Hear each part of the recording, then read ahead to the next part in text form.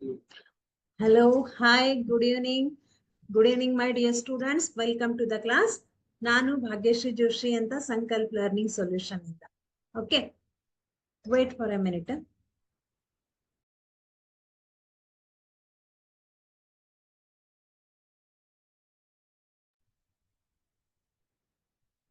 S, ನಾವು ಯಾವ topic ಅನ್ನ ಡಿಸ್ಕಸ್ ಮಾಡ್ತಾ ಇದ್ವಿ? ಬಹುಪದೋಕ್ತಿಗಳು ಅಲ್ವಾ? ಈ ಬಹುಪದೋಕ್ತಿಗಳಲ್ಲಿ ನಾವೇನೇನನ್ನ ನೋಡಿದ್ವಿ? ನೆನಪಿದೆನಾ ಎಲ್ರಿಗೂ?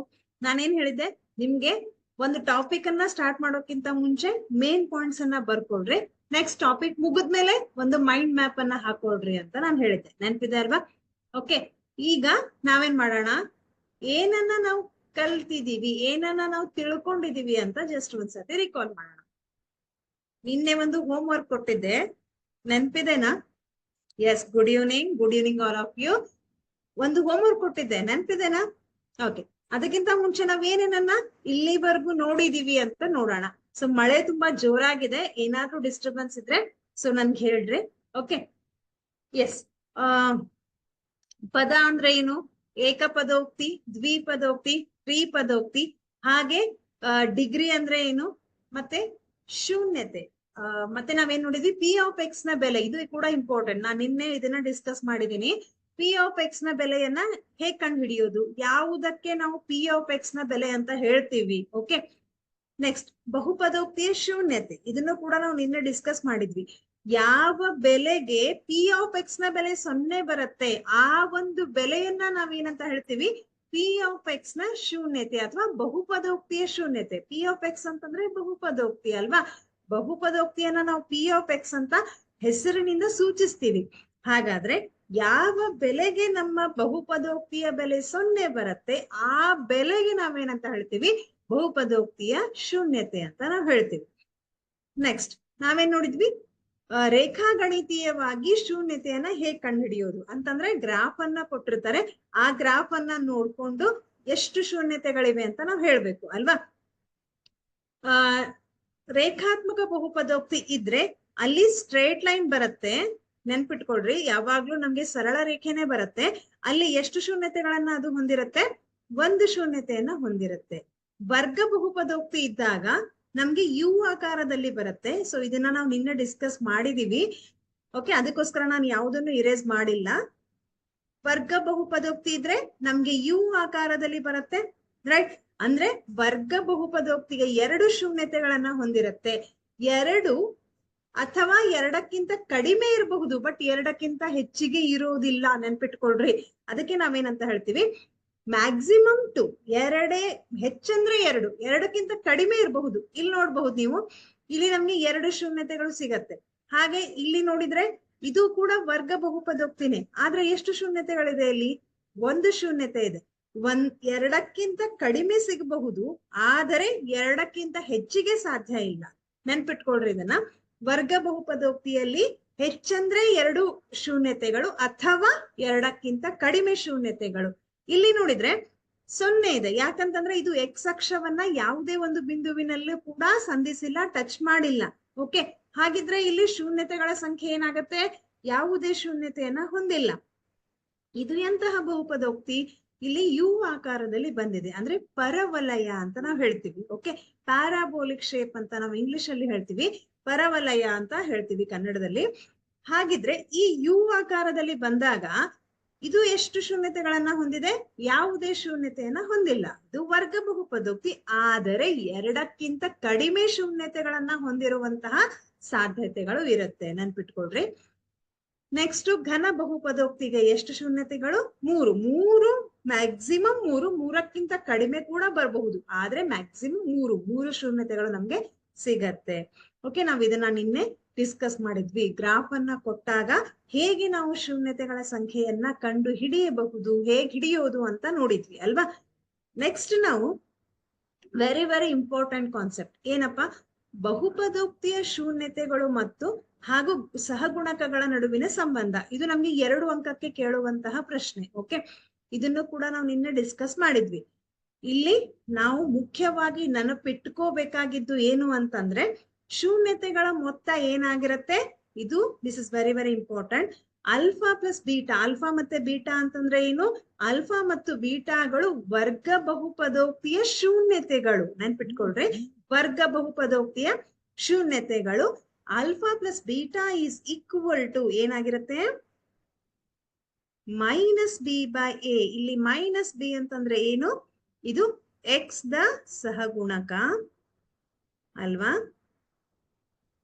ಹಾಗೆ ಎ ಅಂತಂದ್ರೆ ಎಕ್ಸ್ ಸ್ಕ್ವೇರ್ ದ ಸಹಗುಣಕ. ಓಕೆ, ನೆನ್ಪಿಟ್ಕೊಡಿ. ನೆಕ್ಸ್ಟ್ ನಮ್ಗೆ ಶೂನ್ಯತೆಗಳ ಗುಣಲಬ್ಧ ಹೇಗ್ ಬಂತು ಅಂತ ನಾವು ನಿನ್ನೆ ಡೆರಿವೇಶನ್ ಅಲ್ಲಿ ನೋಡಿದೀವಿ. ಆಲ್ಫಾ ಇಂಟು ಬೀಟಾ ಅಂದ್ರೆ ಎರಡು ಶೂನ್ಯತೆಗಳನ್ನ ನಾವು ಗುಣಿಸಿದಾಗ ಅದು ಯಾವುದಕ್ಕೆ ಸಮ ಆಗಿರುತ್ತೆ? C divided by a. C ಅಂತಂದ್ರೆ ಸ್ಥಿರಾಂಕ, ಡಿವೈಡೆಡ್ ಬೈ ಎ ಅಂತಂದ್ರೆ ಎಕ್ಸ್ ಸ್ಕ್ವೇರ್ ದ ಸಹಗುಣಕ. ಓಕೆ,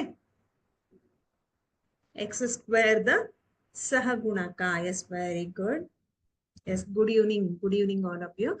ಓಕೆ, ಇಷ್ಟು ನಮ್ಗೆ ನೆನ್ಪಿಟ್ಕೋಬೇಕು. ಇದು ಮುಖ್ಯವಾಗಿ ನಮ್ಗೆ ಗೊತ್ತಿರ್ಬೇಕಾದಂತಹ ಅಂಶ. ಇವತ್ತಿನ ಕ್ಲಾಸ್ ಅಲ್ಲಿ ನಾವು ಜಸ್ಟ್ ಲೆಕ್ಕಗಳನ್ನ ಬಿಡಿಸೋದು. ಓಕೆ, ಹೊಸ ಕಾನ್ಸೆಪ್ಟ್ ಅನ್ನೆಲ್ಲ ಕಲ್ತಾಯ್ತು. ಇದನ್ನ ಆಧಾರವಾಗಿ ಇಟ್ಕೊಂಡು ಯಾವ ರೀತಿಯಾದ ಪ್ರಶ್ನೆಗಳನ್ನ ನಮ್ಗೆ ಕೇಳ್ತಾರೆ, ನಮ್ಮ ಅಭ್ಯಾಸದಲ್ಲಿ ಯಾವ ರೀತಿಯಾದ ಪ್ರಶ್ನೆಗಳು ಇದೆ ಅನ್ನೋದನ್ನ ನಾವು ಬಿಡಿಸ್ತಾ ಹೋಗೋಣ. ಸೊ ಎಲ್ರು ರೆಡಿ ಇದ್ದೀರಾ? ನಿಮ್ಮ ನೋಟ್ಬುಕ್ ಮತ್ತೆ ಪೆನ್ನು ನಿಮ್ಮ ಪಕ್ಕದಲ್ಲಿರಲಿ, ಪೆನ್ನು ನಿಮ್ಮ ಕೈಯಲ್ಲಿರ್ಲಿ. ಓಕೆ, ನೆಕ್ಸ್ಟ್ ನಿನ್ನೆ ನಾವು ಒಂದು ಲೆಕ್ಕವನ್ನ ಬಿಡಿಸಿದೀವಿ. ಯಾವುದು? ಮೊದಲನೇ ಲೆಕ್ಕವನ್ನ ಬಿಡಿಸಿದೀವಿ. ಏನಂತ ಪ್ರಶ್ನೆ ಇದೆ ನಮ್ಗೆ? ಕೆಳಗಿನ ವರ್ಗ ಬಹುಪದೋಕ್ತಿಗಳ ಶೂನ್ಯತೆಗಳನ್ನು ಕಂಡುಹಿಡಿಯಿರಿ ಹಾಗೂ ಶೂನ್ಯತೆಗಳು ಮತ್ತು ಸಹಗುಣಕಗಳ ನಡುವಿನ ಸಂಬಂಧವನ್ನು ತಾಳೆ ನೋಡಿ. ತಾಳೆ ನೋಡಿ ಅಂತ ಹೇಳಿದಾಗ ನಾನೇನಂತ ಹೇಳಿದೆ? ಎಡಭಾಗ ಮತ್ತು ಬಲಭಾಗದ ಬೆಲೆಗಳು ಏನಾಗ್ಬೇಕು? ಸಮವಾಗಿ ಬರ್ಬೇಕು. ಓಕೆ, ಹಾಗಿದ್ರೆ ಇಲ್ಲೇನಿದೆ ನೋಡೋಣ.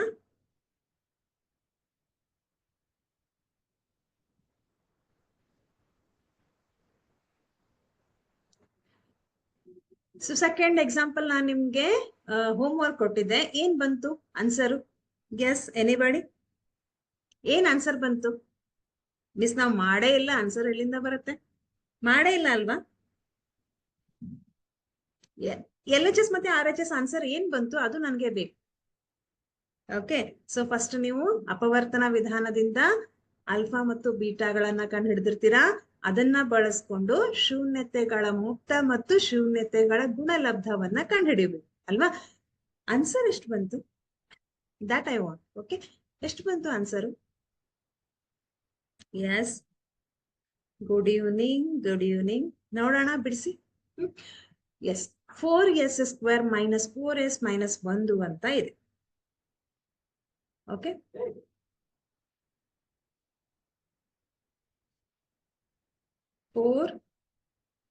s square minus 4s minus 1 ಯಾವ ಬಹುಪದೋಕ್ತಿ ಇದು? ಇದು ವರ್ಗ ಬಹುಪದೋಕ್ತಿ. ಓಕೆ, ಯಾಕೆ? ಇದು ಯಾವ ರೂಪದಲ್ಲಿದೆ? ಇದು ax square plus bx plus c ರೂಪದಲ್ಲಿದೆ. ಹಾಗಾದ್ರೆ a ಅಂತಂದ್ರೆ ಎಷ್ಟು? 4. b ಅಂತಂದ್ರೆ ಎಷ್ಟಿದೆ ಇಲ್ಲಿ? -4. c ಅಂತಂದ್ರೆ -1 ಅಲ್ಲ? ಅರ್ಥ ಆಯ್ತಾ? a ಅಂತಂದ್ರೆ 4 ಇದೆ, b ಅಂದ್ರೆ ಯಾವುದಕ್ಕೆ ಸಮ ಇದೆ? -4ಕ್ಕೆ ಸಮ ಇದೆ. ಹಾಗೆ c ಇದು -1ಕ್ಕೆ ಸಮ ಇದೆ. ಅಂದ್ರೆ c ನ ಬೆಲೆ -1 ಅಂತ ಅರ್ಥ. ಇವಾಗ 4s square minus 4s minus 1 ಇದು ನಮ್ಮ ಬಹುಪದೋಕ್ತಿ, ವರ್ಗ ಬಹುಪದೋಕ್ತಿ. ಈಗ ನಾನೇನ್ ಮಾಡ್ಬೇಕು? ಶೂನ್ಯತೆಗಳನ್ನ ಕಂಡುಹಿಡಿಬೇಕು. ಹೇಗ್ ಕಂಡುಹಿಡಿಯೋದು? ಅಪವರ್ತನ ವಿಧಾನ, ಅಥವಾ ಅದನ್ನ ನಾವೇನಂತ ಹೇಳ್ತೀವಿ? ಮಧ್ಯದ ಪದವನ್ನ ವಿಭಜಿಸುವ ವಿಧಾನ ಅಂತ ನಾವ್ ಹೇಳ್ತೀವಿ. ನಮಗ್ ಗೊತ್ತಿದೆ ಹೇಗ್ ಮಾಡೋದು ಅಂತ. a ಮತ್ತು c ಅನ್ನ ಗುಣಿಸ್ತೀರಾ. a ಅಂದ್ರೆ 4 ಇದೆ, c means it is 1. 4 into 1 ಎಷ್ಟಾಗತ್ತೆ? 4, ರೈಟ್? ಅಂದ್ರೆ ನಮ್ಗೆ ಗುಣಿಸಿದಾಗ ಎಷ್ಟು ಬರ್ಬೇಕು? 4 ಬರ್ಬೇಕು. ಬರೀ 4 ಅಲ್ಲ, -4 ಬರ್ಬೇಕು. ಯಾಕಂತಂದ್ರೆ 4 ಇಂಟು -1 ಅಂತ ಇದೆ. -4 ಗುಣಿಸಿದಾಗ -4 ಬರ್ಬೇಕು. ಅದೇ ಎರಡು ಸಂಖ್ಯೆಗಳನ್ನ ಕೂಡಿದಾಗ ಅಥವಾ ಕಳೆದಾಗ ನಮಗೆ ಮಧ್ಯದ ಪದ 4 ಬರ್ಬೇಕು. ಯಾವ ಸಂಖ್ಯೆಗಳದು? ಯಾವ ಸಂಖ್ಯೆಗಳು? ಒಂದ್ಸತಿ ಯೋಚನೆ ಮಾಡಿ ಹೇಳಿ. ಯಾವ ಸಂಖ್ಯೆಗಳನ್ನ ಗುಣಿಸಿದಾಗ 4 ಬರುತ್ತೆ, ಅದೇ ಸಂಖ್ಯೆಯನ್ನ ಕೂಡಿದಾಗ ಅಥವಾ ಕಳೆದಾಗ ಮಧ್ಯದ ಪದ -4 ಬರುತ್ತೆ. Yes my dear students, yes very good. 2 into 2. Okay, 2 2 4, 2 ಮತ್ತು 2 ಕೂಡಿಸಿದ್ರೆ 4 ಬರುತ್ತೆ. ಚಿಹ್ನೆಯನ್ನ ಯಾವುದು ಹಾಕೋದು? ಎರಡು ಸಂಖ್ಯೆಗಳನ್ನ ನಾವು ಕೂಡಿಸ್ತಾ ಇದ್ದೀವಿ ಅಂತಂದ್ರೆ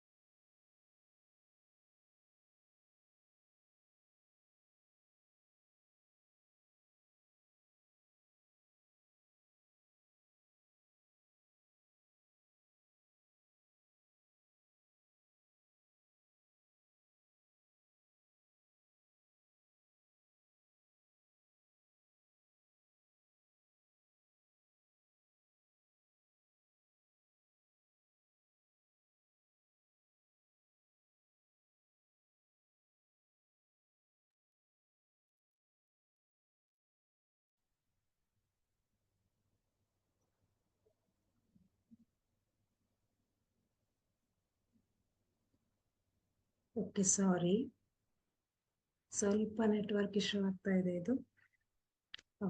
ಸೊ 4s² - 4s - 1 ಅಂತ ಇದೆ. ಇಲ್ಲಿ ನಾನು -2 ಮತ್ತು -2 ಇಂಟು ಮಾಡಿದ್ರೆ ನನಗೆ +4 ಬರಬೇಕು. ಸೊ ಇದನ್ನ ಪ್ಲಸ್ ಮಾಡ್ಕೊಳ್ಳೋಣ. 4 1 4 ಅಂತಂದ್ರೆ ಇದು 4 ಆಗತ್ತೆ. -2 -2 ನಾವು -2 ಮತ್ತು -2 ಕೂಡಿಸಿದ್ರೆ -4 ಬರುತ್ತೆ ಅಲ್ವಾ? ಇದನ್ನ ಪ್ಲಸ್ ಮಾಡ್ಕೊಳ್ಳೋಣ.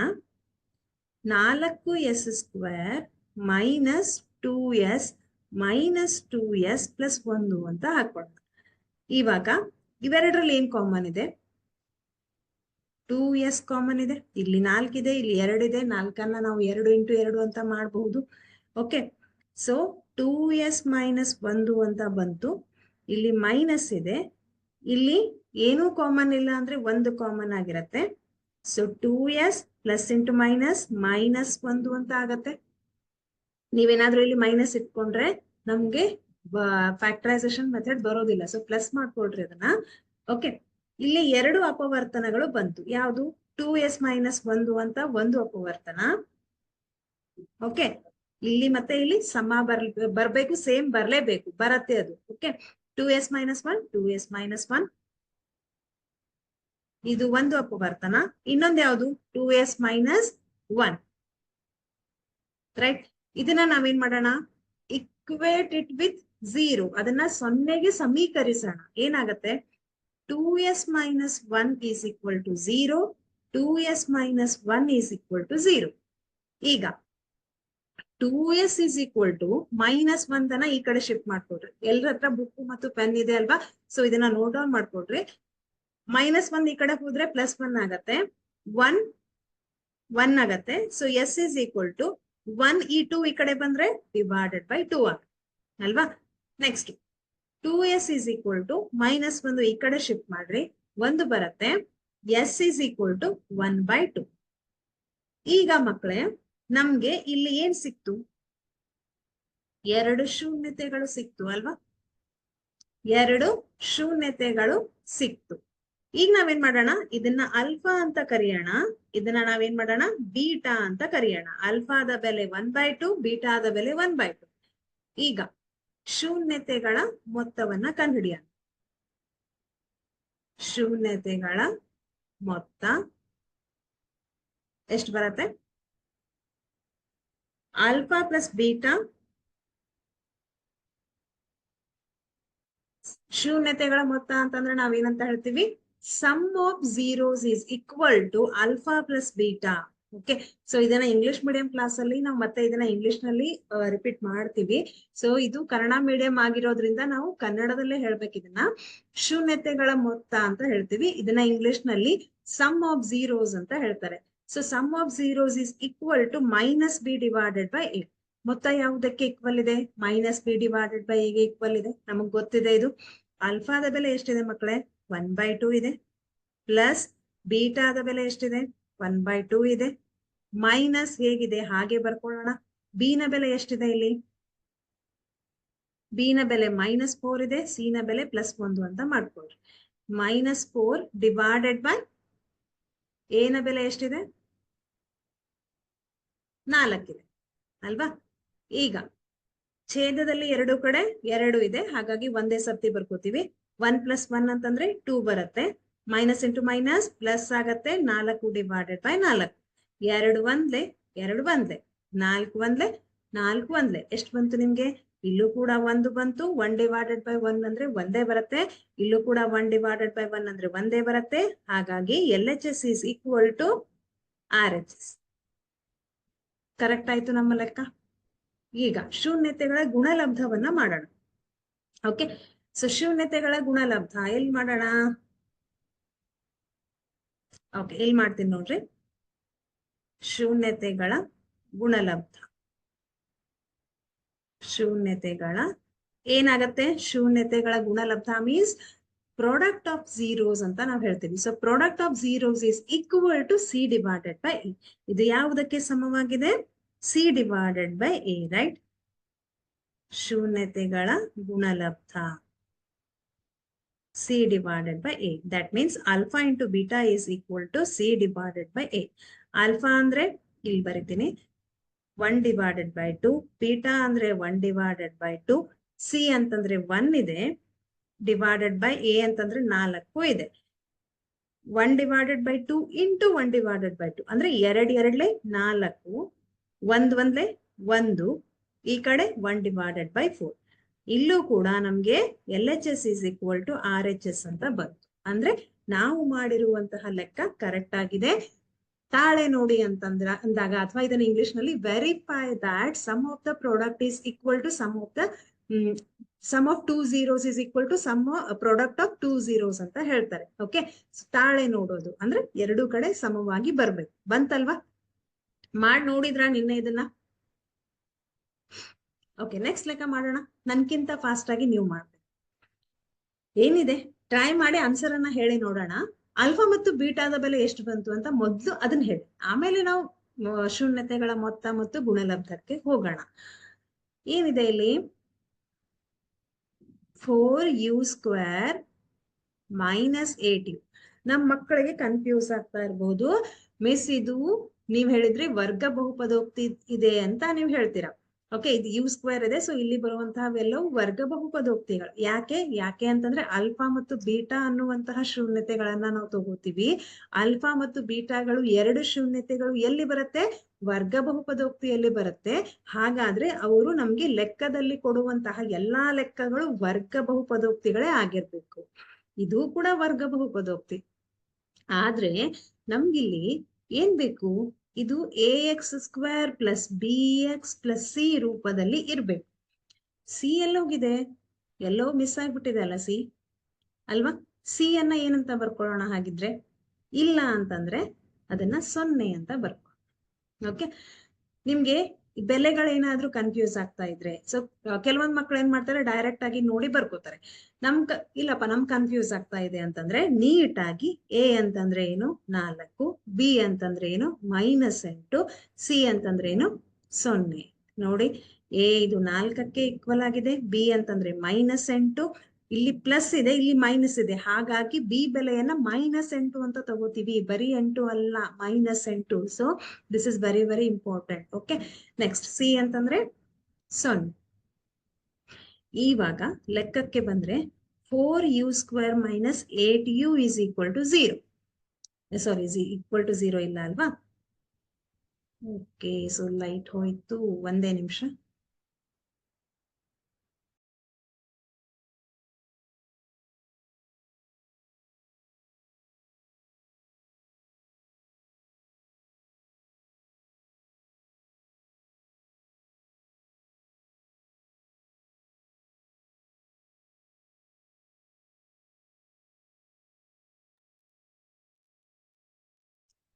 ಸೊ ಮಳೆ ಜೋರಾಗಿದೆ, ಹಾಗಾಗಿ ಸ್ವಲ್ಪ ಕರೆಂಟ್ ಪ್ರಾಬ್ಲಮ್ ಆಗ್ತಾ ಇದೆ. ಎಸ್, ಓಕೆ, ಈಗ ನಾವೇನ್ ಮಾಡೋಣ?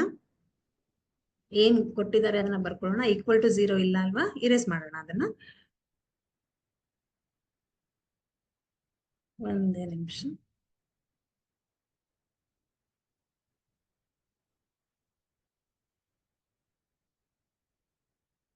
ಎಸ್, ಈಗ 4u² is equal to 8u ಅಂತ ಇದೆ. ಈಗ ನಾವೇನ್ ಮಾಡೋಣ, ಇವೆರಡರಲ್ಲಿ ಏನ್ ಕಾಮನ್ ಇದೆ? ಇಲ್ಲಿ 4 ಇದೆ, ಇಲ್ಲಿ 8 ಇದೆ ಅಂತಂದ್ರೆ 8ಅನ್ನ ಹೇಗ್ ಬರಿಬಹುದು? 4 2 8 ಅಂತ ನಾವು ಬರಿಬಹುದು. ಹಾಗಾದ್ರೆ 4u ಕಾಮನ್ ಇದೆ. ಒಂದ್ಸತಿ ಗಮನ ಇಟ್ಟು ನೋಡ್ರಿ. 8ಅನ್ನ ನಾವು 4 2 8 ಅಂತ ಬರಿತೀವಿ. 4 4 ಕಾಮನ್ ಇದೆ. u² ಅಲ್ಲಿ 1u ಮತ್ತೆ ಈ u ಅನ್ನ ನಾವು ಹೊರಗಡೆ ತೆಗೆಯೋಣ. ಏನ್ ಉಳಿತು ಬ್ರಾಕೆಟ್ ಅಲ್ಲಿ? u ಮೈನಸ್ 2 ಅಂತ ಉಳಿತು. 4u is equal to u minus 2 ಅಂತ ಉಳಿತು. ಈಗ 4u ಅಂತಂದ್ರೆ 4u ಅನ್ನೋದು ಒಂದು ಅಪವರ್ತನ ಅಂತ ಸಿಕ್ತು.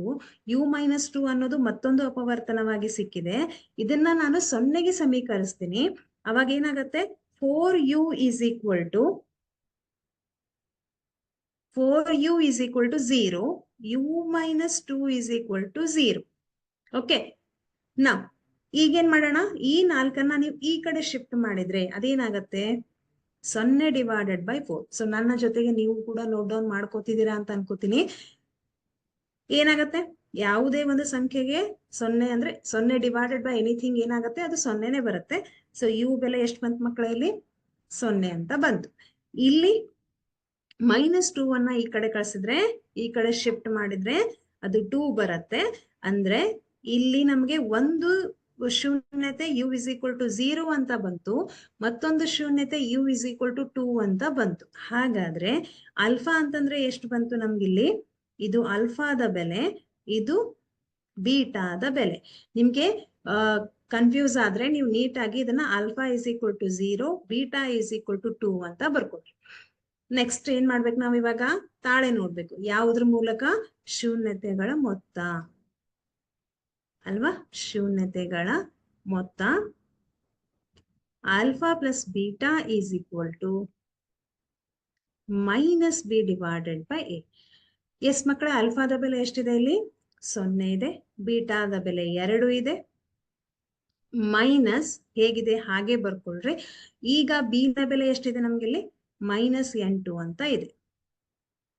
ಓಕೆ, ಈ ಮೈನಸ್ ಅನ್ನ ಹಾಗೆ ಬರ್ಕೋಬೇಕು. ನೆಕ್ಸ್ಟ್ ಬಿ ಏನಿದೆ ಅದನ್ನ ಬರ್ಕೊಡ್ರಿ. ಅದು ಪ್ಲಸ್ ಇದ್ರೆ ಪ್ಲಸ್ ಬರ್ಕೊಡ್ರಿ, ಮೈನಸ್ ಇದ್ರೆ ಮೈನಸ್ ಬರ್ಕೊಡ್ರಿ. ಈ ಮೈನಸ್ ಚೇಂಜ್ ಆಗುವಾಗಿಲ್ಲ, ಅದು ಹೇಗಿದೆ ಹಾಗೆ ಬರೀಬೇಕು.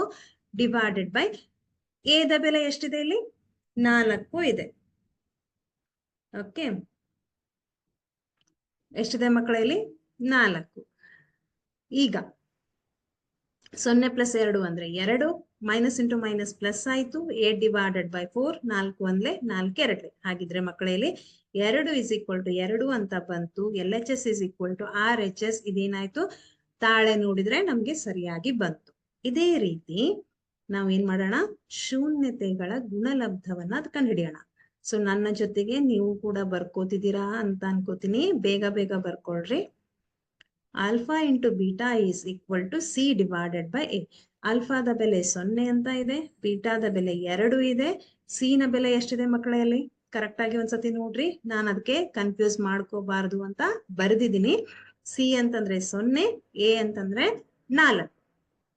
ಯಾವುದೇ ಸಂಖ್ಯೆಗೆ 0ಇಂದ ಗುಣಿಸಿದ್ರೆ ಅದು 0ನೇ ಬರುತ್ತೆ. 0 ಡಿವೈಡೆಡ್ ಬೈ ಯಾವುದೇ ಸಂಖ್ಯೆ ತಗೊಂಡ್ರೆ ಅದು ಕೂಡ 0ನೇ ಬರುತ್ತೆ.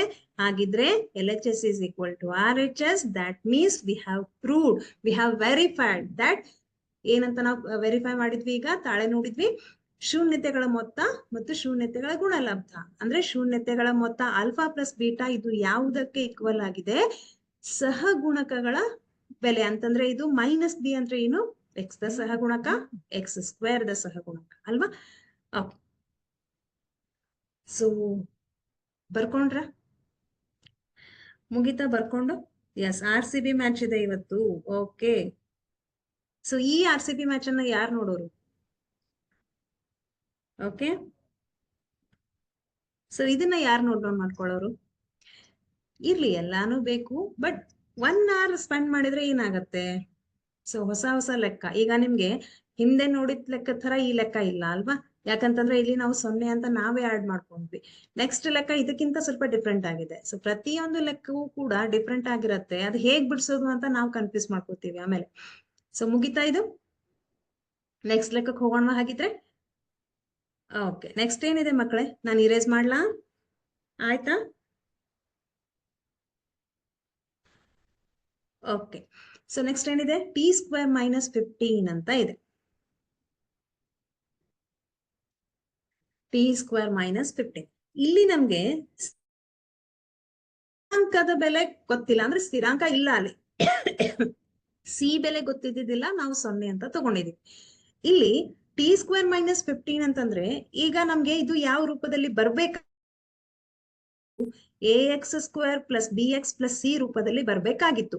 ಅಂದ್ರೆ ಎ ಅಂತಂದ್ರೆ ಒಂದು ಇದೆ, ಏನು ಇಲ್ಲ ಅಂದ್ರೆ ಬಿ ಎಕ್ಸ್ ಅಂದ್ರೆ ಬಿ ಎಕ್ಸ್ ಟರ್ಮ್ ಎಲ್ಲಿದೆ ಅಲ್ಲಿ? ಬಿ ಎಕ್ಸ್ ಪದ ಹೋಗಿದೆ, ಮಿಸ್ ಆಗಿದೆ ಅಲ್ವಾ? 15 ಇದೆ. 15 ಅಂತಂದ್ರೆ ಏನಿದು? ಇದು ಸ್ಥಿರಾಂಕ. ಸ್ಥಿರಾಂಕ ಗೊತ್ತಿದೆ, ಆದ್ರೆ ನಡುವೆ ಬಿ ಟರ್ಮ್ ಮಿಸ್ ಆಗಿದೆ. ಅದಕ್ಕೋಸ್ಕರ ನಾವೇನ್ ಮಾಡೋಣ, ಮೊದಲು ಇದನ್ನ ವರ್ಗ ಬಹುಪದೋಕ್ತಿಯ ಆದರ್ಶ ರೂಪದಲ್ಲಿ ಅಥವಾ ಸಾಮಾನ್ಯ ರೂಪದಲ್ಲಿ ಬರ್ಕೊಳ್ಳೋಣ. ಹೇಗೆ? ಟಿ ಸ್ಕ್ವೇರ್ ಮೈನಸ್ ಅಥವಾ ಪ್ಲಸ್ ಅಂತ ಹಾಕೊಳ್ರಿ. ಟಿ ಮೈನಸ್ ಬೇಡ, ಪ್ಲಸ್ ಹಾಕೊಳ್ಳೋಣ. 0 ಇಂಟು ಟಿ ಮೈನಸ್ 15 ಅಂತ ಬರ್ಕೊಳ್ಳೋಣ. ಇಲ್ಲಿ ನೀವು ಪ್ಲಸ್ 0 ಇಂಟು ಟಿ ಅಂತ ಹಾಕೊಂಡ್ರೆ ಏನಾದ್ರೂ ಡಿಫ್ರೆನ್ಸ್ ಆಗತ್ತಾ?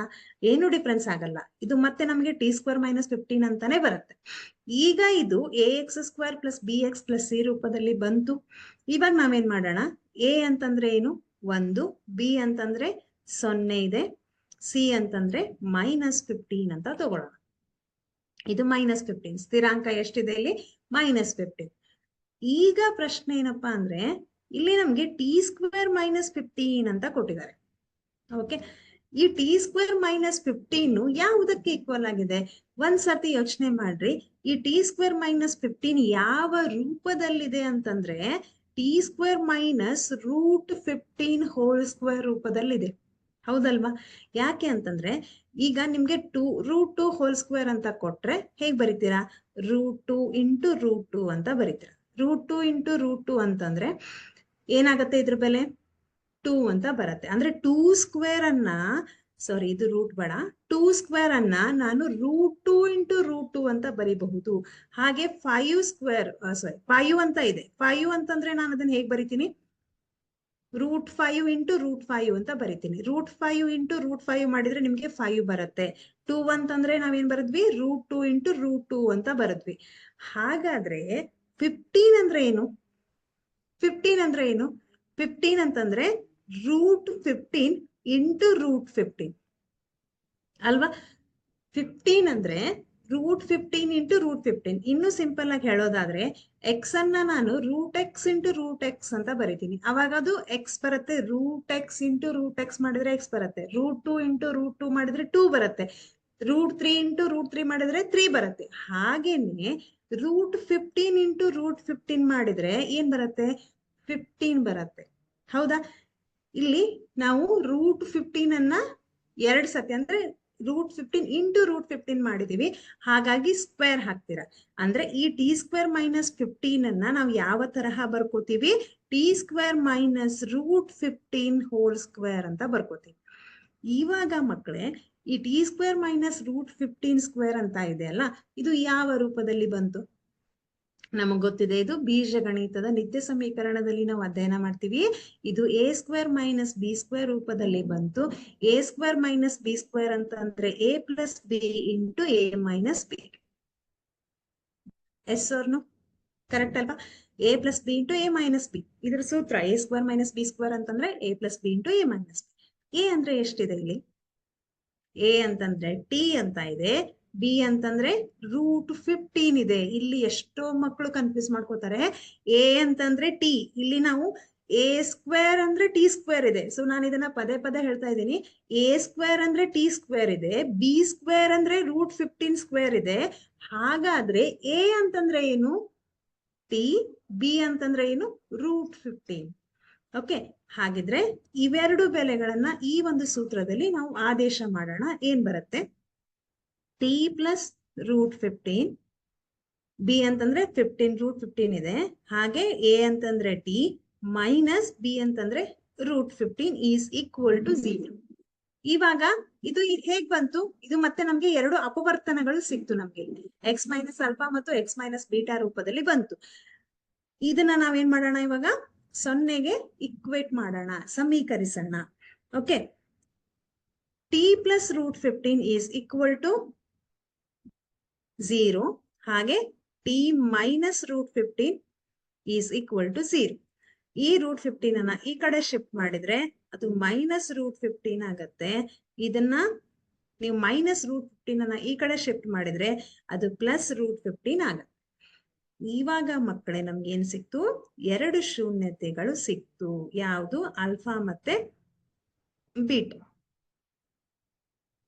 ಎಸ್ ಸರ್ನು? ಓಕೆ, ಹೇಗ್ ಮಾಡಿದ್ವಿ? A plus b into a minus B ಅನ್ನುವಂತಹ ಒಂದು ಸೂತ್ರವನ್ನ ತಗೊಂಡು ನಾವು ಇದನ್ನ ಕಂಡುಹಿಡಿದ್ವಿ, ಆಲ್ಫಾ ಮತ್ತು ಬೀಟಾವನ್ನ. ಈಗ ಈಸಿ. ನೆಕ್ಸ್ಟ್ ಸ್ಟೆಪ್ ಏನು? ಶೂನ್ಯತೆಗಳ ಮೊತ್ತ ಮತ್ತು ಶೂನ್ಯತೆಗಳ ಗುಣಲಬ್ಧವನ್ನ ಕಂಡುಹಿಡಿಯೋದು. ಓಕೆ, ಶೂನ್ಯತೆಗಳ ಮೊತ್ತವನ್ನ ಮಾಡೋಣ. ಹಾಗಿದ್ರೆ ಶೂನ್ಯತೆಗಳ ಮೊತ್ತ. ಸೊ ಈ ಒಂದು ಪ್ರಶ್ನೆ ಹಲವಾರು ಬಾರಿ ಎಕ್ಸಾಮ್ ಅಲ್ಲಿ ಬಂದಿದೆ. Alpha plus beta is equal to minus b divided by a. Alpha ಅಂದ್ರೆ ಎಷ್ಟಿದೆ ಮಕ್ಕಳ? ಇಲ್ಲಿ ಮೈನಸ್ ರೂಟ್ 15 ಅಂತ ಇದೆ. ಪ್ಲಸ್ ಬೀಟಾ ಅಂತಂದ್ರೆ ಪ್ಲಸ್ ರೂಟ್ 15 ಅಂತ ಇದೆ. ಈಸ್ ಈಕ್ವಲ್ ಟು ಮೈನಸ್, ಹಾಗೆ ಬರೀರಿ. ಬಿ ನ ಬೆಲೆ ಎಷ್ಟಿದೆ ಮಕ್ಕಳ? ಇಲ್ಲಿ ಕರೆಕ್ಟ್ ಆಗಿ ಅಬ್ಸರ್ವ್ ಮಾಡ್ರಿ, 0 ಇದೆ ಅಲ್ವಾ? ಸೊ ಈಗ ನಾವೇನ್ ಮಾಡೋಣ? ಬಿ ನ ಬೆಲೆಯನ್ನ 0 ಅಂತ ಬರ್ಕೊಂಡು ಡಿವೈಡೆಡ್ ಬೈ ಎ ನ ಬೆಲೆ 1 ಅಂತ ಇದೆ. ಅರ್ಥ ಆಗ್ತಿದೆನಾ ನಾನೇನ್ ಹೇಳ್ತಾ ಇದ್ದೀನಿ ಅಂತ? ಓಕೆ, ನೆಕ್ಸ್ಟ್ ಇದು ಪ್ಲಸ್ ರೂಟ್ 15 ಇದೆ, ಇದು ಮೈನಸ್ ರೂಟ್ 15. ಸೊ ಕ್ಯಾನ್ಸಲ್ ಮಾಡೋಣ. ಎರಡು ಕ್ಯಾನ್ಸಲ್ ಆದ್ರೆ ಅದು 0 ಬರುತ್ತೆ. 0 divided by anything is equal to 0. ಹಾಗಿದ್ರೆ ಇಲ್ಲೂ ಕೂಡ ನಮ್ಗೆ L H S is equal to R H S. ಎರಡು ಬೆಲೆಗಳು ಸಮವಾಗಿ ಬಂತು ಅಲ್ವಾ? ನೆಕ್ಸ್ಟ್ ಏನ್ ಮಾಡೋಣ? ಶೂನ್ಯತೆಗಳ ಗುಣಲಬ್ಧವನ್ನ ಕಂಡುಹಿಡಿಯೋಣ. ಶೂನ್ಯತೆಗಳ ಗುಣಲಬ್ಧ. ಶೂನ್ಯತೆಗಳ ಗುಣಲಬ್ಧ alpha into beta is equal to c divided by a. ಆಲ್ಫಾದ ಬೆಲೆ ಎಷ್ಟಿದೆ? Minus root 15 into plus root 15 is equal to c ನ ಬೆಲೆ ಎಷ್ಟಿದೆ? ಮೈನಸ್ 15 ಡಿವೈಡೆಡ್ ಬೈ ಎ ನ ಬೆಲೆ 1 ಅಂತ ಇದೆ. ಇಲ್ಲಿ ರೂಟ್ 15 ಇಂಟು ರೂಟ್ 15 ಅಂದ್ರೆ ಎಷ್ಟು ಅಂತ ನಾನು ಹೇಳಿದೆ? ಅದು 15 ಆಗತ್ತೆ. ಇಲ್ಲಿ ಮೈನಸ್ ಇದೆ, ಇಲ್ಲಿ ಪ್ಲಸ್ ಇದೆ. ಹಾಗಿದ್ರೆ ಇದು minus 15 is equal to minus 15 divided by 1 ಅಂತಂದ್ರೆ ಅದು ಮೈನಸ್ 15 ಬರುತ್ತೆ. ಇಲ್ಲೂ ಕೂಡ ನಮ್ಗೆ L H S is equal to R H S ಅಂತ ಬಂತು. ಕರೆಕ್ಟ್ ಆಗಿ ಬಂತು ಅಲ್ವಾ? ಓಕೆ, ಸೊ ಇದನ್ನ ಬರ್ಕೊಳ್ರಿ, ನಾನು ವೇಟ್ ಮಾಡ್ತೀನಿ.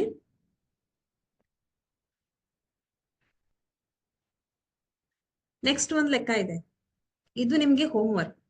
ಓಕೆ, ಯಾಕಂತಂದ್ರೆ ಇದು ಸಿಂಪಲ್ ಆಗಿದೆ ಮತ್ತು ಇದು ಡೈರೆಕ್ಟ್ ಆಗಿ a x square plus b x plus c ರೂಪದಲ್ಲಿನೇ ಇದೆ. ಅಲ್ಲಿ ಏನು ಮಾಡ್ಬೇಕಾಗಿಲ್ಲ, ಕೇವಲ ಫ್ಯಾಕ್ಟರೈಸೇಷನ್ ಅನ್ನ ಅಂದ್ರೆ ಅಪವರ್ತನ ವಿಧಾನವನ್ನ ಬಳಸೋದು. ಈ ಎರಡು ಸಂಖ್ಯೆಗಳನ್ನ ಗುಣಿಸಿದ್ರೆ 12 ಬರುತ್ತೆ. 3 4 12. ಎರಡು ಸಂಖ್ಯೆಗಳನ್ನ ತಗೋತೀರಾ, ಆ ಎರಡು ಸಂಖ್ಯೆಗಳನ್ನ ಗುಣಿಸಿದಾಗ ಮೈನಸ್ 12 ಬರ್ಬೇಕು. ಅದೇ ಎರಡು ಸಂಖ್ಯೆಗಳನ್ನ ಕೂಡಿದಾಗ ಅಥವಾ ಕಳೆದಾಗ ಮಧ್ಯದ ಪದ ಮೈನಸ್ 1 ಬರ್ಬೇಕು.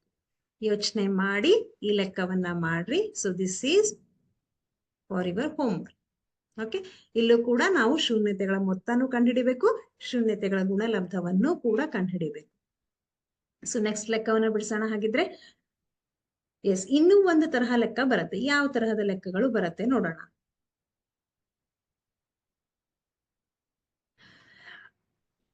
ಶೂನ್ಯತೆಗಳ ಮೊತ್ತ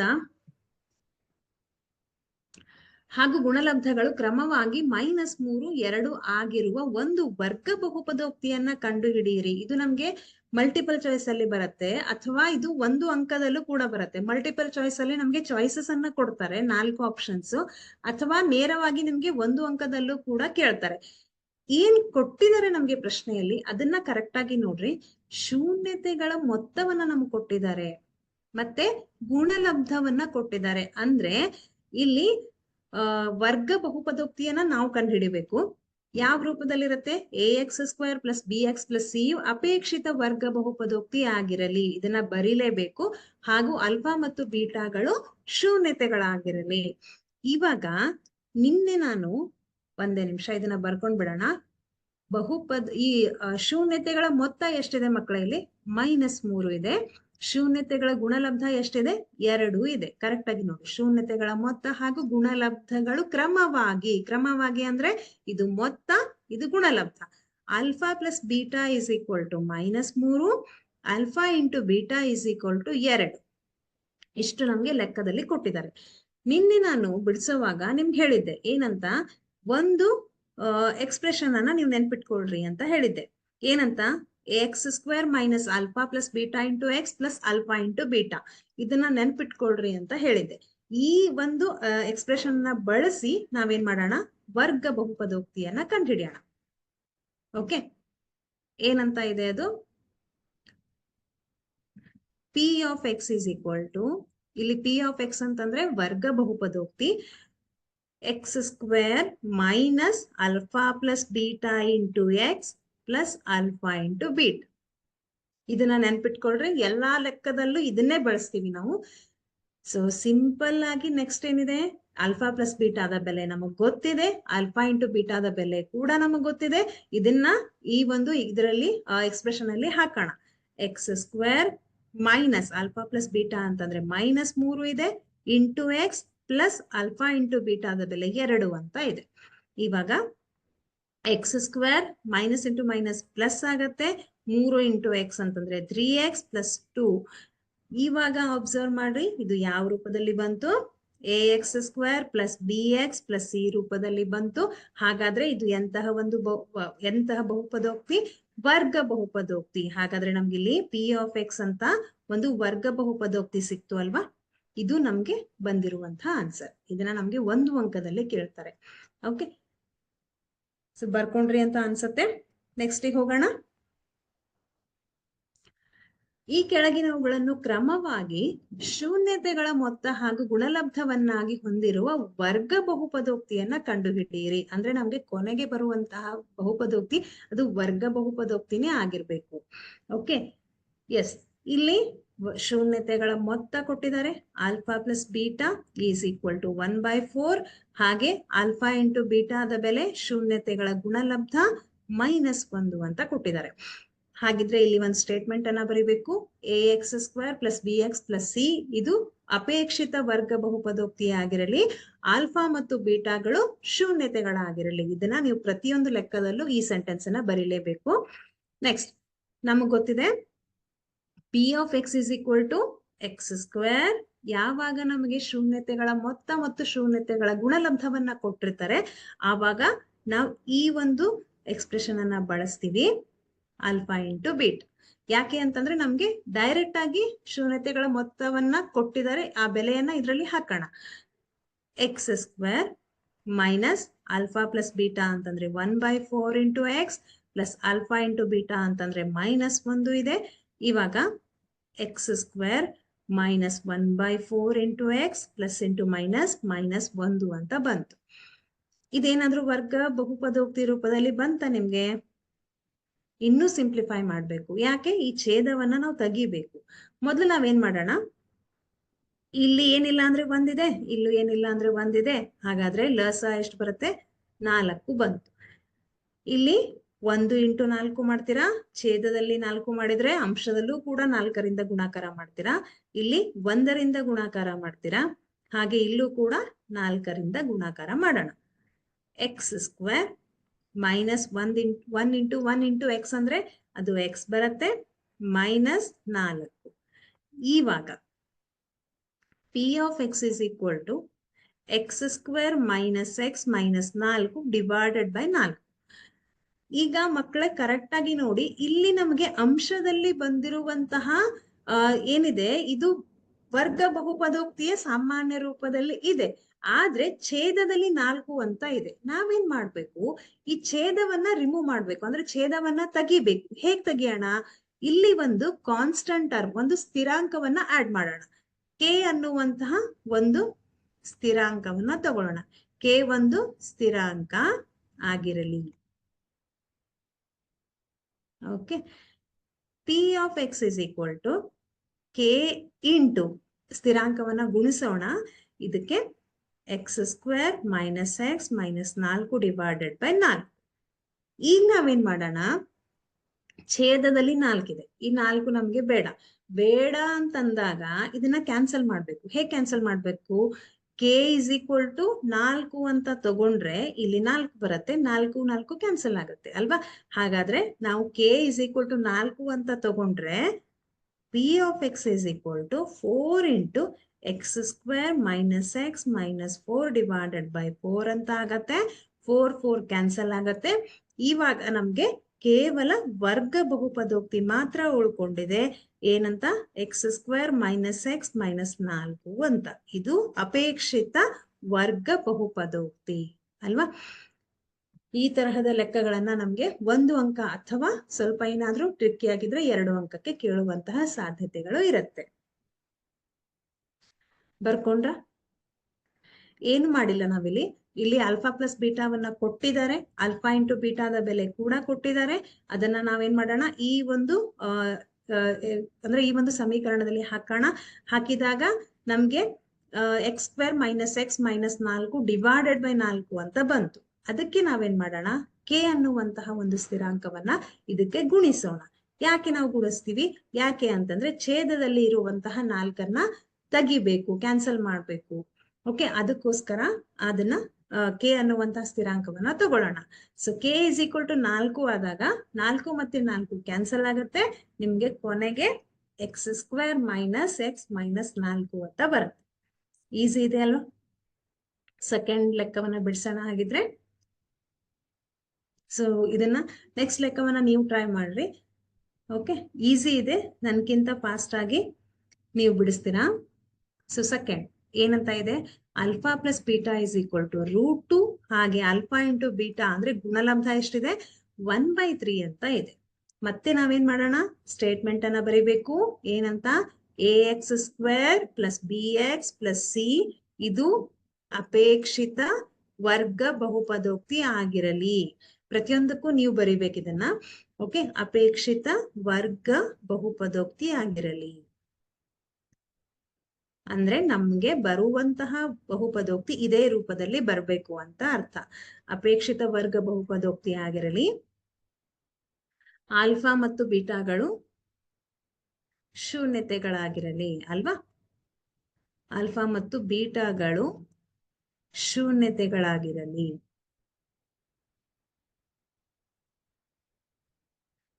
ಈಗ p of X is equal to, ಮತ್ತೆ ನಾವು ಅದನ್ನ ಎಕ್ಸ್ಪ್ರೆಷನ್ ಅನ್ನ ಬರ್ಕೊಳ್ಳೋಣ. X square minus alpha plus beta into x. ಇದು ನಿಮ್ಗೆ ನೆನಪಿರ್ಲೇಬೇಕು. ಓಕೆ, ಬರ್ದು ಪ್ರಾಕ್ಟೀಸ್ ಮಾಡಿ. ನೆನಪಿಲ್ಲ ಅಂತಂದ್ರೆ ಪ್ಲಸ್ ಆಲ್ಫಾ ಇಂಟು ಬೀಟಾ. ಇವಾಗ x square minus alpha plus ಬೀಟಾದ ಬೆಲೆ √2 ಅಂತ ಇದೆ ಇಂಟು ಎಕ್ಸ್ ಪ್ಲಸ್ 1/3. ಇಲ್ಲೂ ಕೂಡ ಏನಿಲ್ಲ ಅಂದ್ರೆ ಒಂದಿರತ್ತೆ, ಛೇದದಲ್ಲಿ ಇಲ್ಲೂ ಕೂಡ 1. ಹಾಗಾದ್ರೆ ನಮ್ಗೆ ರಸ ಎಷ್ಟು ಬರುತ್ತೆ ಮಕ್ಕಳ? ಇಲ್ಲಿ 3 ಬರುತ್ತೆ. ಇದು ಏನಿಲ್ಲ, ಇಲ್ಲಿ 3 ಬರ್ಬೇಕಂದ್ರೆ ಛೇದ ಮತ್ತು ಅಂಶ ಎರಡಕ್ಕೂ ಕೂಡ ಇಂಟು 3 ಮಾಡ್ತೀರಾ. ಇಲ್ಲೂ ಕೂಡ ಹಾಗೆ ಮಾಡೋಣ. ಎಕ್ಸ್ ಸ್ಕ್ವೇರ್ ಇಂಟು 3 ಅಂತಂದ್ರೆ 3x square minus 3 into X √2x, sorry 3 into √2x plus 1. Okay, ಏನಂತ ಬಂತು ನಮ್ಗೆ? P of X is equal to 3x square minus 3 into √2x plus 1 divided by 3. ಇಲ್ಲೂ ಕೂಡ ನಾವೇನ್ ಮಾಡೋಣ, ಕೆ ಅನ್ನುವಂತಹ ಒಂದು ಸ್ಥಿರಾಂಕವನ್ನ ತಗೊಳ್ಳೋಣ. ಯಾಕೆ ಅಂದ್ರೆ ಛೇದದಲ್ಲಿ ಇರುವಂತಹ 3ಅನ್ನ ಕ್ಯಾನ್ಸಲ್ ಮಾಡ್ಬೇಕು. Okay, 3x square minus 3√x √2x plus 1 divided by 3. ಇವಾಗ ನಾವೇನ್ ಮಾಡ್ಬೇಕು? Next step, K is equal to 3 ಆಗಿರಲಿ. Okay, K is equal to 3 ಆದಾಗ 3x square minus 3 into √2x plus 1 divided by 3. 3 3 cancel ಆಗತ್ತೆ. ಏನ್ ಬಂತು? 3 into X square minus 3 root 2x plus 1.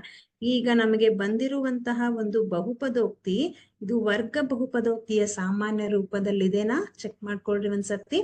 ಇದು ax square plus bx plus c ರೂಪದಲ್ಲಿ ಇದೆ ಅಲ್ವಾ? So easy ಇದೆ. ಓಕೆ, ಅರ್ಥ ಆಯ್ತು ಅಂತ ಅನ್ಕೋತೀನಿ. ಏನಾದ್ರೂ ಡೌಟ್ ಇದ್ರೆ ಕೇಳ್ರಿ. ಓಕೆ,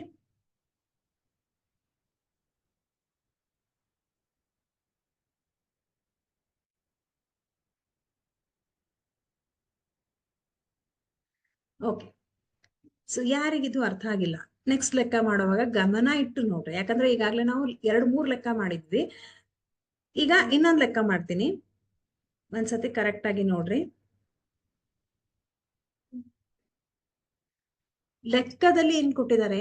ಶೂನ್ಯತೆಗಳ ಮೊತ್ತ ಮತ್ತು ಶೂನ್ಯತೆಗಳ ಗುಣಲಬ್ಧವನ್ನ ಕೊಟ್ಟಿದ್ದಾರೆ. ಆಲ್ಫಾ ಪ್ಲಸ್ ಬೀಟಾ ಅಂತಂದ್ರೆ 0 ಅಂತ ಇದೆ. ಆಲ್ಫಾ ಇಂಟು ಬೀಟಾ ಅಂತಂದ್ರೆ ಗುಣಲಬ್ಧ ಎಷ್ಟಿದೆ? √5 ಅಂತ ಇದೆ. ನಮ್ಗೆ ಒಂದ್ ಸ್ಟೇಟ್ಮೆಂಟ್ ಅನ್ನ ಬರಿಬೇಕು. ಅದನ್ನ ಪದೇ ಪದೇ ನಾನು ಬರೆಯಲ್ಲ, ಬಟ್ ನೀವು ಲೆಕ್ಕವನ್ನ ಬಿಡಿಸುವಾಗ ಅದನ್ನ ಬರಿಬೇಕು. ax square plus bx plus c ಇದು ಅಪೇಕ್ಷಿತ ವರ್ಗ ಬಹುಪದೋಕ್ತಿ ಆಗಿರಲಿ, ಆಲ್ಫಾ ಮತ್ತು ಬೀಟಾಗಳು ಶೂನ್ಯತೆಗಳಾಗಿರಲಿ. ಇಲ್ಲಿದೆ ನೋಡಿ, ಈ ಸ್ಟೇಟ್ಮೆಂಟ್ ಅನ್ನ ನಾವು ಬರೀಲೇಬೇಕು. Next, p of X is equal to, ನಾನು ಹೇಳಿದೆ ಈ ಒಂದು ಎಕ್ಸ್ಪ್ರೆಷನ್ ನೆನ್ಪಿಟ್ಕೊಳ್ರಿ ಅಂತ. ಇದು ಹೇಗ್ ಬಂತು? ಹೇಗೆ ಅಂತಂದ್ರೆ ನಾವು ನಿನ್ನೆ ಡೆರಿವೇಶನ್ ಮಾಡುವಾಗ ನೋಡಿದ್ವಿ ಹೇಗ್ ಬಂತು ಅಂತ. ನಾನು ನಿಮ್ಗೆ ತೋರಿಸಿದೀನಿ ಕೂಡ ನಿನ್ನೆ. ಓಕೆ, ಇಲ್ಲಿದೆ ನೋಡಿ, X square minus K into alpha plus beta into x plus K into alpha beta. ಈ ಕೆ ಅನ್ನೋದನ್ನ ನಾವೇನಾದ್ರೂ 1 ಅಂತ ತಗೊಂಡ್ರೆ ಅಲ್ಲಿ X square minus alpha plus beta into x plus alpha into beta ಅಂತ ಬರುತ್ತೆ. ಓಕೆ, ಅದೇ ಒಂದು ಎಕ್ಸ್ಪ್ರೆಷನ್ ಅನ್ನ ನಾವು ಎಲ್ಲಾ ಲೆಕ್ಕದಲ್ಲೂ ಬಳಸೋಣ. Plus alpha into beta.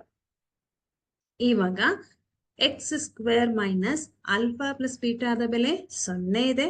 0 into x plus alpha into ಬೀಟಾದ ಬೆಲೆ √5 ಇದೆ. ಇವಾಗ ಎಕ್ಸ್ ಸ್ಕ್ವೇರ್ 0 ಇಂಟು ಎಕ್ಸ್ ಅಂತಂದ್ರೆ 0ನೇ ಬರುತ್ತೆ, ಪ್ಲಸ್ √5. ಹೌದಾ? ಈಗ 0 ಬಂದ್ರೆ ಅದನ್ನ ಬರೆಯೋ ಅವಶ್ಯಕತೆ ಇಲ್ಲ, ಡೈರೆಕ್ಟ್ ಆಗಿ ನಾವು ಪ್ಲಸ್ √5 ಅಂತ ಬರಿತೀವಿ. ಈಗ ನಮ್ಗೆ ಇದು ಅಪೇಕ್ಷಿತ ವರ್ಗ ಬಹುಪದೋಕ್ತಿ. ಒಂದ್ ನೆನ್ಪಿಟ್ಕೊಳ್ರಿ, ಯಾವಾಗ ನಮ್ಗೆ ಡಿವೈಡೆಡ್ ಬೈ ಏನಾದ್ರೂ ಸಂಖ್ಯೆ ಬರುತ್ತೆ, divided by 3, divided by 5, divided by 2, ಯಾವುದೇ ಸಂಖ್ಯೆ ಛೇದದಲ್ಲಿ ಏನಾದ್ರೂ ಸಂಖ್ಯೆ ಬಂದ್ರೆ ಆ ಸಂಖ್ಯೆಯನ್ನ ತೆಗೆಯೋದಕ್ಕೋಸ್ಕರ ಕೆ ಅನ್ನುವಂತಹ ಒಂದು ಸ್ಥಿರಾಂಕವನ್ನ ಬಳಸ್ತೀವಿ. ಇಲ್ಲಿ ಬಂದಿಲ್ಲ ಅಂದಾಗ ನಮ್ಗೆ ಸಾಕು, ಇಷ್ಟೇ ಸಾಕು. ಇದೇ ನಮ್ಮ ಅಪೇಕ್ಷಿತ ವರ್ಗ ಬಹುಪದೋಕ್ತಿ. ಓಕೆ, ಛೇದದಲ್ಲಿ ಬಂದ್ರೆ ಅದನ್ನ ತೆಗೆಯೋದಕ್ಕೋಸ್ಕರ ಕೆ ಅಂತ ಬಳಸ್ತೀವಿ. ಬರ್ಲಿಲ್ಲ ಅಂತಂದ್ರೆ ಇಷ್ಟನ್ನೇ ಬರೆದ್ ಬಿಡೋದು ಸಾಕು. ಇದು ನಮ್ಗೆ ಅಪೇಕ್ಷಿತ ವರ್ಗ ಬಹುಪದೋಕ್ತಿ. ಆದ್ರೆ ನೀವು ಕೇಳಬಹುದು, ಇಲ್ಲಿ ax square plus bx plus c ರೂಪದಲ್ಲಿ ಇಲ್ಲ ಮಿಸ್ ಅಂತ ನೀವು ಕೇಳ್ಬಹುದು. ಇದೆ, ಇದು ax square plus bx plus c ರೂಪದಲ್ಲಿನೇ ಇದೆ. ಹೇಗೆ ಅಂತಂದ್ರೆ a ಅಂತಂದ್ರೆ ಏನಿದೆ? 1 ಅಂತ ಇದೆ. ಬಿ ಇಲ್ಲ, ಬಿ ಮಿಸ್ ಆಗಿದೆ. ಸೊ ನಾನು ಇದನ್ನ ಹೀಗೂ ಬರಿಬಹುದು ಅಲ್ವಾ? X square plus 0 into x plus √5 ಅಂತ ನಾನು ಬರಿಬಹುದು. ಆವಾಗ ಏನಾಗತ್ತೆ? ಇದು ax square plus bx plus c ರೂಪದಲ್ಲಿ ಬಂತು. ನೀವು 0 ಇಂಟು ಎಕ್ಸ್ ಅಂತ ಬರೆದ್ರೆ ಅದ್ರ ಕೊನೆಗೆ ಏನ್ ಬರುತ್ತೆ? ಎಕ್ಸ್ ಸ್ಕ್ವೇರ್ ಪ್ಲಸ್ √5ನೇ ಬರುತ್ತೆ. ಹಾಗಾದ್ರೆ ಇದು ಕೂಡ ಒಂದು ವರ್ಗ ಬಹುಪದೋಕ್ತಿ ಅಲ್ವಾ? ಇದು 1 ಅಂಕಕ್ಕೆ, ಇಷ್ಟೇ ಬಂದ್ರೆ 1 ಅಂಕಕ್ಕೆ ಕೇಳುವಂತಹ ಪ್ರಶ್ನೆ. ಇದು ಈಸಿ ಇದೆ. ನೆಕ್ಸ್ಟ್ ನೋಡಿ,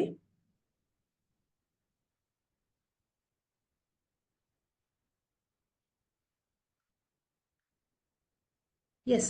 so next alpha plus beta ಅಂತಂದ್ರೆ 1 ಇದೆ, ಆಲ್ಫಾ ಇಂಟು ಬೀಟಾ ಅಂದ್ರೆ 1 ಇದೆ. ಇದನ್ನ ನಿಮ್ಗೆ ಹೋಮ್ ವರ್ಕ್, ಯಾಕೆ ಈಸಿ ಇದೆ ಇದು.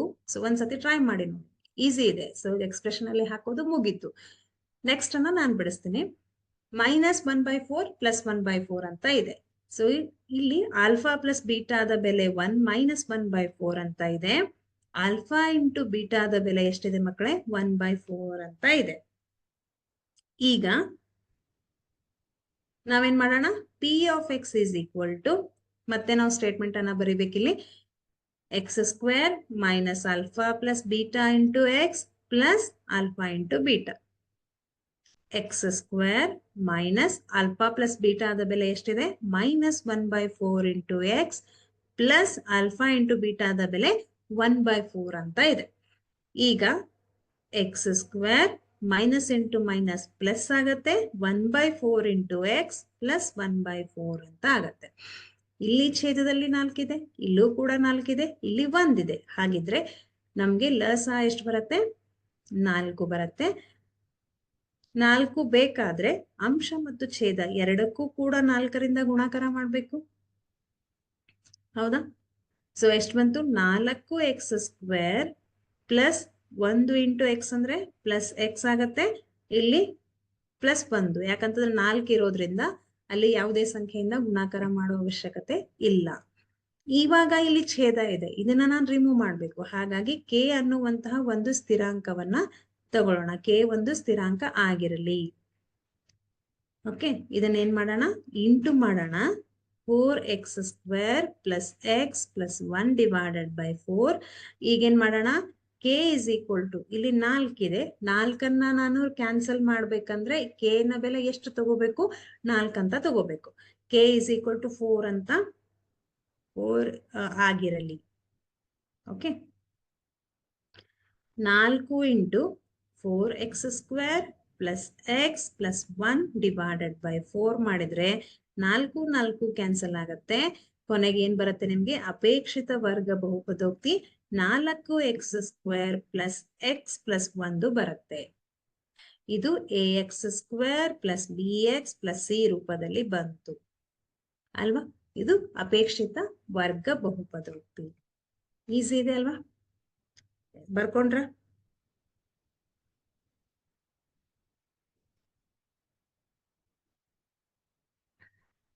ಬರ್ಕೊಂಡ್ರ? ನೆಕ್ಸ್ಟ್ ಲೆಕ್ಕ ಮಾಡೋಣ. ಹಾಗಿದ್ರೆ ಎಲ್ಲಾ ಕಡೆ same same same concept. Alpha plus ಬೀಟಾದ ಬೆಲೆಯನ್ನ ಅವ್ರು ಕೊಟ್ಟಿದ್ದಾರೆ, ಆಲ್ಫಾ ಇಂಟು ಬೀಟಾದ ಬೆಲೆಯನ್ನ ಕೊಟ್ಟಿದ್ದಾರೆ. ಅದೇ ಎರಡು ಬೆಲೆಯನ್ನ ಎಕ್ಸ್ಪ್ರೆಷನ್ ಅಲ್ಲಿ ಹಾಕೋಣ. ಕೊನೆಗೆ ಡಿವೈಡೆಡ್ ಬೈ ಛೇದದಲ್ಲಿ ಏನಾದ್ರೂ ಸಂಖ್ಯೆ ಬಂದ್ರೆ ಕೆ ಅನ್ನುವಂತಹ ಒಂದು ಸ್ಥಿರಾಂಕವನ್ನ ತಗೊಳ್ಳೋಣ. ಇಲ್ಲ ಅಂತಂದ್ರೆ ಅಷ್ಟಕ್ಕೆ ಸ್ಟಾಪ್ ಮಾಡೋಣ. ಸಿಂಪಲ್. ನೆಕ್ಸ್ಟ್ ಏನಿದೆ 4 ಮತ್ತು 1 ಅಂತ ಇದೆ. ಇದನ್ನ ನೀವೇ ಹೇಳ್ರಿ. ಈಸಿ ಇದೆ ಇದು. ಯಾಕೆ ಅಂತಂದ್ರೆ ಆಲ್ಫಾ ಪ್ಲಸ್ ಬೀಟಾದ ಬೆಲೆ alpha plus beta is equal to 4. Alpha into ಬೀಟಾದ ಬೆಲೆ 1. ನೋಡಿ ಇಲ್ಲಿ ಇದು ಶೂನ್ಯತೆಗಳ ಮೊತ್ತ, ಇದು ಶೂನ್ಯತೆಗಳ ಗುಣಲಬ್ಧ ಅಲ್ವಾ? ಈಗ p of X is equal to X square minus alpha plus beta into x plus alpha into beta. ಇವಾಗ ಎಕ್ಸ್ ಸ್ಕ್ವೇರ್ ಆಲ್ಫಾ ಪ್ಲಸ್ ಬೀಟಾದ ಬೆಲೆಯನ್ನ ಇಲ್ಲಿ ಹಾಕೋಣ. 4 ಅಂತ ಇದೆ, plus x plus alpha into ಬೀಟಾದ ಬೆಲೆ 1 ಇದೆ. ಹಾಗಿದ್ರೆ ನಮ್ಗೆ ಬರುವಂತಹ ಅಪೇಕ್ಷಿತ ವರ್ಗ ಬಹುಪದೋಕ್ತಿ x square minus 4x plus 1 ಅಂತ ಇರುತ್ತೆ. ಇಷ್ಟೇ, ರೈಟ್? ಸೊ ಈಸಿ ಇದೆ. ಎಷ್ಟೊಂದು ಮ್ಯಾಚ್ಗೋಸ್ಕರ ವೇಟ್ ಮಾಡ್ತಿದ್ದೀರಾ. Last 7 minutes, last 5 minutes. Yes, okay.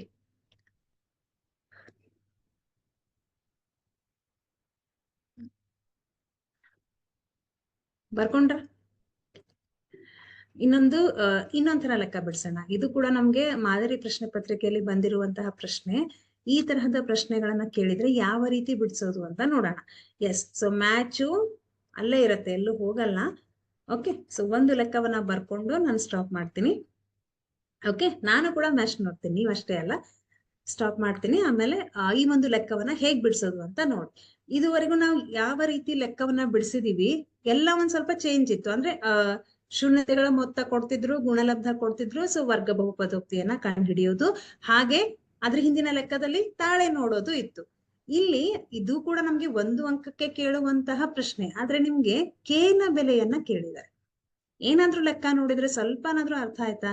P of X is equal to X square minus X plus K ಅಂತ ಇದೆ. ಈ ಒಂದು ಬಹುಪದೋಕ್ತಿಯ ಒಂದು ಶೂನ್ಯತೆ ಅವ್ರು ಕೊಟ್ಟಿದ್ದಾರೆ. ಇದು ಎಂತಹ ಬಹುಪದೋಕ್ತಿ? ವರ್ಗ ಬಹುಪದೋಕ್ತಿ. ವರ್ಗ ಬಹುಪದೋಕ್ತಿಗೆ ಎಷ್ಟು ಶೂನ್ಯತೆಗಳಿರುತ್ತೆ? 2 ಶೂನ್ಯತೆಗಳು. ಅದರಲ್ಲಿ ಒಂದು ಶೂನ್ಯತೆ ಅಂತ ಅವ್ರು ಕೊಟ್ಟಿದ್ದಾರೆ. ಒಂದು ಶೂನ್ಯತೆ ಎಷ್ಟು ಅಂತ ಕೊಟ್ಟಿದ್ದಾರೆ? 2 ಅಂತ ಅವ್ರು ಕೊಟ್ಟಿದ್ದಾರೆ. ಹಾಗಾದ್ರೆ ನಾವೇನ್ ಮಾಡೋಣ, ಈ ಕೆ ನ ಬೆಲೆಯನ್ನ ಕಂಡುಹಿಡಿಬೇಕು. ಹೇಗ್ ಕಂಡುಹಿಡಿಯೋದು ನೋಡೋಣ. ಎಸ್, ಒಂದು ಶೂನ್ಯತೆಯ ಬೆಲೆ 2 ಇದೆ.